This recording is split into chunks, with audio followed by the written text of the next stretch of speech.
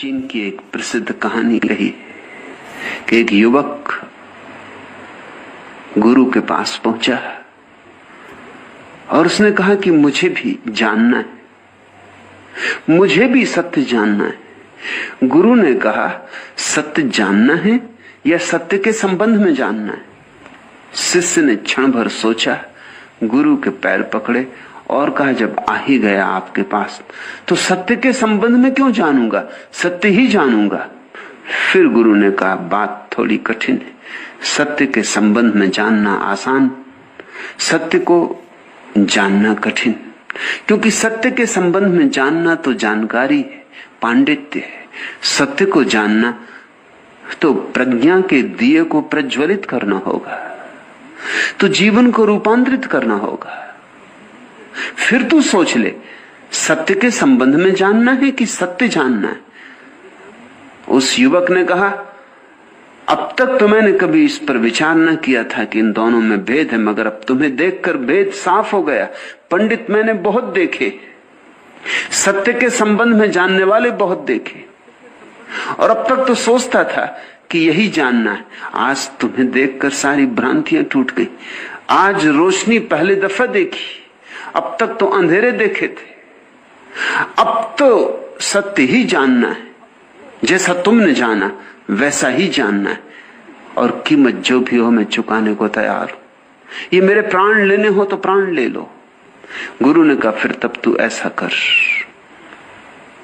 आश्रम में 500 भिक्षु हैं, इनके चावल कूटने का काम संभाल ले, और अब दोबारा मेरे पास मत आना।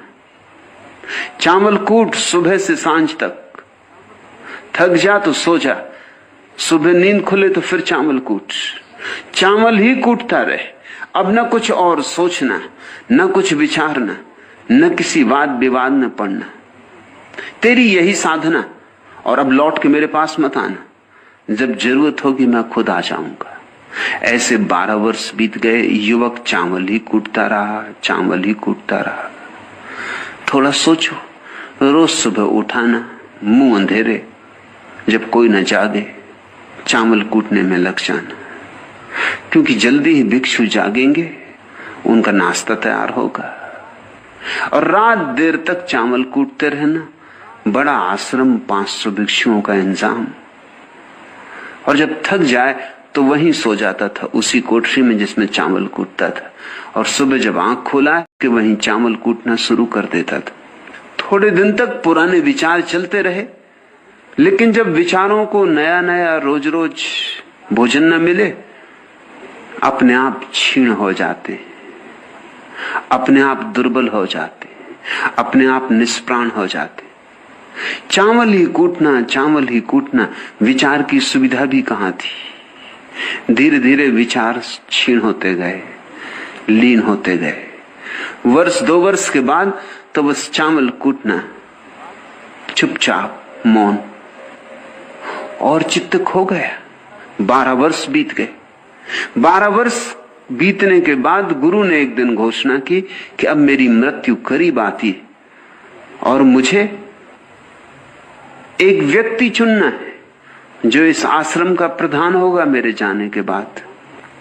तो यह मैंने व्यवस्था खोजी है कि जिस व्यक्ति को भी अनुभव हो गया हो, वो मेरे दरवाजे पर रात 4 पंक्तियां लिख जाए, ऐसी पंक्तियां जिसमें उसका सारा अनुभव समाहित हो। बहुत लोगों ने सोचा, जो प्रधान पंडित था आश्रम का, उसने 4 पंक्तियां जाकर लिखी, प्यारी पंक्तियां लिखी। पंडित शब्दों के धनी होते, शास्त्रों के ज्ञाता होते, उसने बड़ी सार बातें लिख दी। उसने लिखा कि मन एक दर्पण है जिस पर विचार की, विकार की, वासना की धूल जम जाती। धूल को झाड़ देना ध्यान है, और जिसकी धूल झड़ गई और दर्पण निर्मल हो गया, वही मोक्ष को उपलब्ध हो जाता है। बात तो कही पते की, बात तो कह दी, कहने योग। लेकिन गुरु जब सुबह उठा और उसने ये पंक्तियां लिखी देखी द्वार पर, तो उसने कहा कि किस नासमझ ने मेरी दीवाल को गूदा है। पंडित भी डर के कारण दस्तखत नहीं कर गया था। उसने भी होशियारी रखी थी, रखनी ही पड़ी थी। पता तो उसे भी था कि मुझे अभी पता नहीं, ये तो सब शास्त्रों का निचोड़ था। ऐसा दर्पण जैसा चित्त उसका भी अभी हुआ नहीं था। अभी धूल जमी ही थी, जमी थी नहीं, खूब जम गई थी। जितने शास्त्र बढ़ते गए थे उतनी धूल जमती गई थी। दर्पण तो न मालूम कहां धूल के अंबार में कहीं खो गया था। ये तो शास्त्रों का सार लिख दिया था।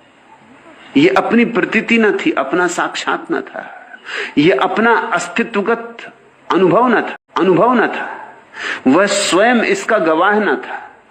इसलिए दस्तखत नहीं कर गया था डर के कारण। उसने सोचा था, मन तो चालबाज होता है, चालाक होता है। उसने सोचा अगर गुरु प्रशंसा करेगा तो मैं घोषणा कर दूंगा कि मैंने लिखी, और अगर गुरु कहेगा कि नहीं यह पंक्तियां ठीक नहीं तो मैं चुप ही रह जाऊंगा, बोलूंगा ही नहीं कि मैंने लिखी। मन सदा बेईमान है, और जितना मन पंडित हो जाता है उतना ही ज्यादा बेईमान हो जाता है। ये बात चली, खूब गर्मा गर्म चर्चा थी।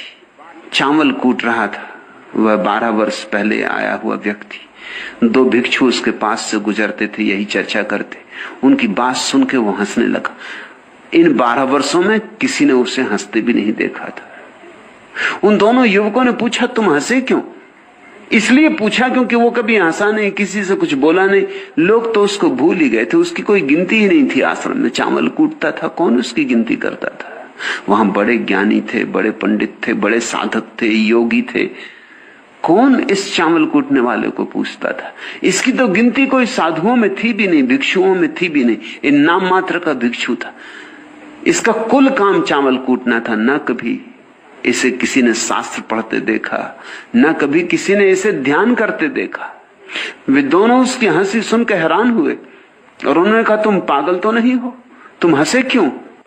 उस चावल कूटने वाले ने कहा, मैं हंसा इसलिए कि गुरु ठीक कहते हैं। ये चारों पंक्तियां कूड़ा करकट, इनका 2 कौड़ी मूल्य नहीं। तो उन युवकों ने पूछा कि क्या तुम कह सकते हो 4 पंक्तियां जो इनसे श्रेष्ठ हो? क्या तुम लिख सकते हो? उसने कहा, लिख तो मैं ना सकूंगा क्योंकि मैं पढ़ा लिखा नहीं, लेकिन कह सकता हूं। तुम अगर लिख दो तो मैं भी चलने को तैयार हूं। वो युवक गया, उसने 4 पंक्तियां बोली, किसी दूसरे ने दीवार पे लिख दी। उसने अपने दस्तखत भी करवा दिए, यद्यपि वो दस्तखत भी कर नहीं सकता था। उसने 4 पंक्तियां कौन सी लिखी? उसकी पंक्तियां बड़ी अद्भुत है।